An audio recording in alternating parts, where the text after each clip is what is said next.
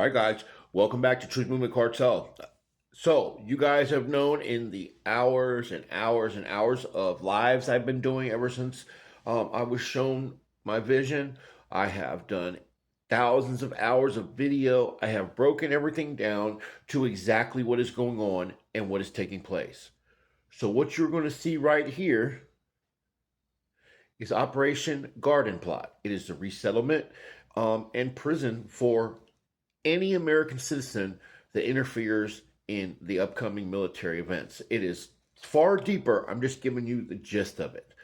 So, with that being said, and that was reactivated and is up and running right now, which is why it triggered a major alarm for me. And I am going to play a video. It's going to show you all the executive orders in order that is in place. Now, some of them are older, but that's how these operations work. So these things are all in place and ready for what is coming. They are going to do whatever it is. You don't understand. Trump was their Trojan horse into getting this stuff done and signed and ready. And now comes the takeover. There's no good coming from it. There's no arrest. There's no anything. So you guys take care, pay attention, and here's Operation Garden Plot. Now, here you go. Executive Order 10990 allows the government to take over all modes of transportation and control of all highways and seaports. Executive Order 10995 allows the government to seize and control the communication media. Executive Order 10997 allows the government to take over all electrical power, gas, petroleum, fuels, and minerals. Executive Order 10998 allows the government to seize all means of transportation, including personal cars, trucks, or vehicles of any kind, and total control over highways, seaports, and waterways. Executive Order 10999 allows the government to take over all food resources and farms. Executive Order 11000 allows the government to mobilize civilians into work brigades under government supervision. Executive Order 11001 allows the government to take over all health, education, and welfare functions. Executive Order 11002 designates the Postmaster General to operate a national registration of all persons. Executive Order 11003 allows the government to take over all airports and aircraft, including commercial aircraft. Executive Order 11004 allows the Housing and Finance Authority to relocate communities, build new housing with public funds, designate areas to be abandoned, and establish new locations for populations. Executive Order 11005 allows the government to take over railroads, inland waterways, and public storage facilities. Executive Order 11051 specifies the responsibility of the Office of Emergency Planning and gives authorization to put all executive orders into effect in times of increased international tensions and economic or financial crisis.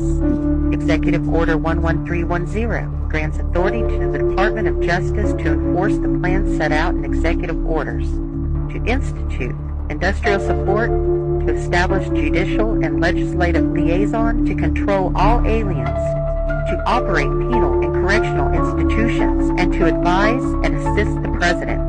Executive Order 11049 assigns emergency preparedness function to federal departments and agencies, consolidating 21 operative executive orders issued over a 15-year period. Executive Order 11921 allows the Federal Emergency Preparedness Agency to develop plans to establish control over the mechanisms of production and distribution, energy sources, wages, salaries, credit, and the flow of money in U.S. financial institution in any undefined national emergency. It also provides that when a state of emergency is declared by the President, Congress cannot review the action for 6 months.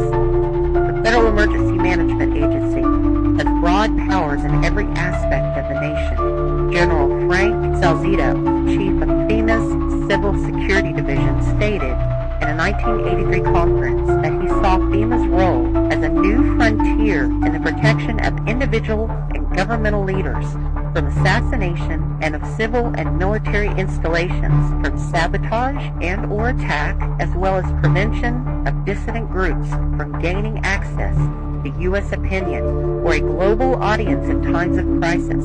FEMA's powers were consolidated by President Carter to incorporate the National Security Act 1947 that allows for strategic relocation of industries, services, government, and other essential economic activities, and to rationalize the requirements for manpower, resources, and production facilities. The 1950 Defense Production Act gives the President sweeping powers over all aspects of the economy. The Act of August 29, 1960 authorizes the security of the Army in time of war to take possession of any transportation system from transporting troops, material, or any other purpose related to the emergency.